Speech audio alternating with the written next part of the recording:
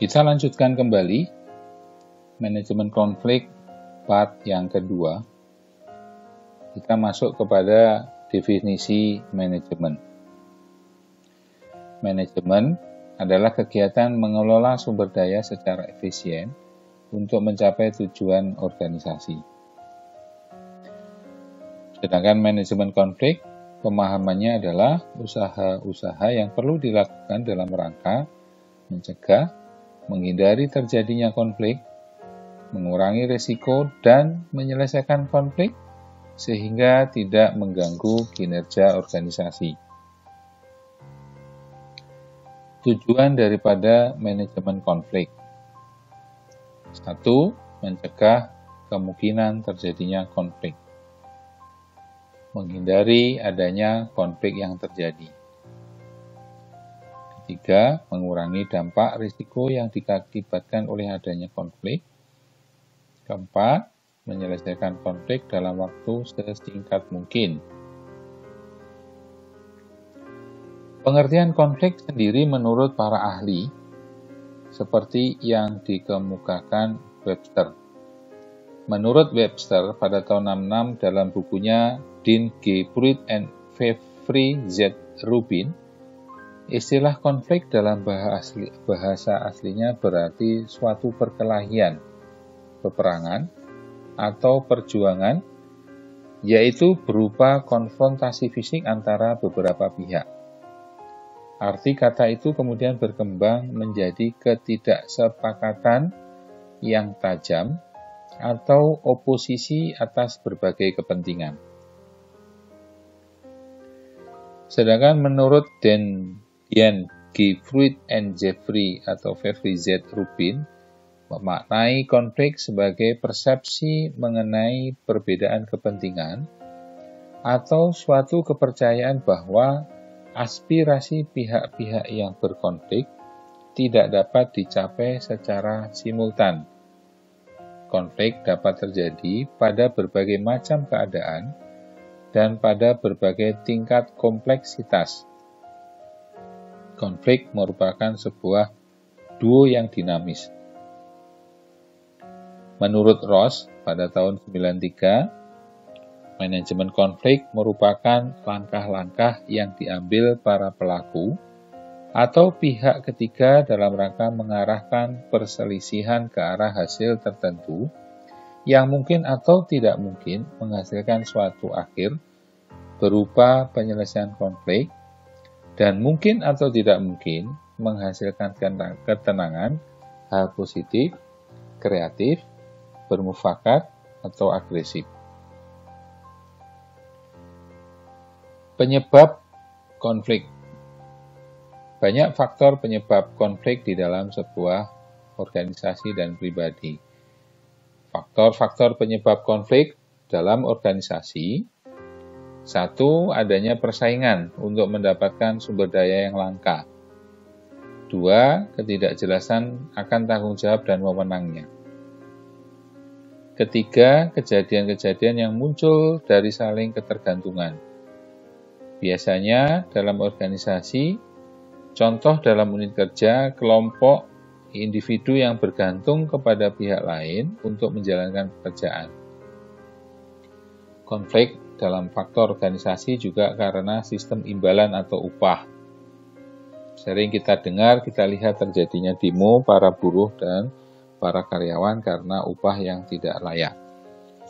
Kemudian, faktor yang lain dalam organisasi adalah karena adanya diferensiasi atau perbedaan dalam sebuah organisasi.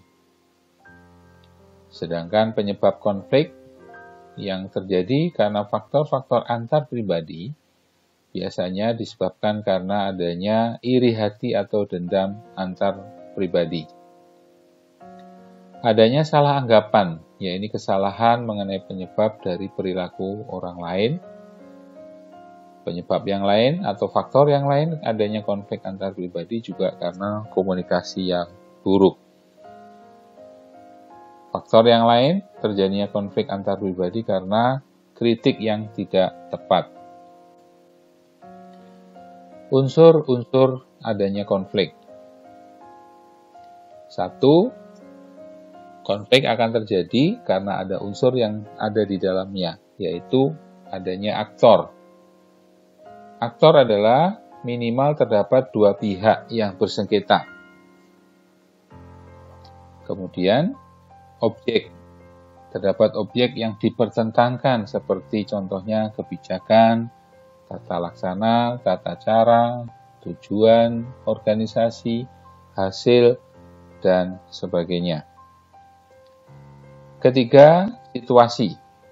Aturan yang berlaku, budaya kerja yang berlaku, dan sebagainya.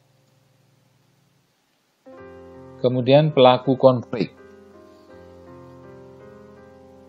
Pelaku konflik, satu, bisa terjadi antar individu. Kedua, internal teamwork. Ketiga, internal organisasi. Dan yang keempat adalah eksternal antar organisasi. Tingkatan konflik. Satu, tingkat kebijakan. Adanya konflik kepentingan. Kedua, tingkat manajemen pelaksanaan kebijakan. Adanya konflik strategi penggunaan sumber daya. Ketiga, tingkat pelaksanaan program. Adanya konflik prioritas alokasi sumber daya. Sedangkan keempat, tingkat pelaksanaan kegiatan. Itu adanya konflik tata laksana dan tata cara pelaksanaan. Jadi nanti pada satu kondisi organisasi, banyak sekali akan dijumpai konflik pada setiap tingkatan, baik dari mulai perencanaan, dari pelaksanaan, dari evaluasi, dari monitoring, dan dari pertanggungjawaban. Konflik tentu saja akan menimbulkan dampak. Adapun dampak daripada konflik adalah satu, dampak yang langsung terjadi. Pertama, contohnya akan tercipta kondisi lingkungan organisasi yang kurang kondusif, saling mencurigai, saling mewaspadai satu sama lain.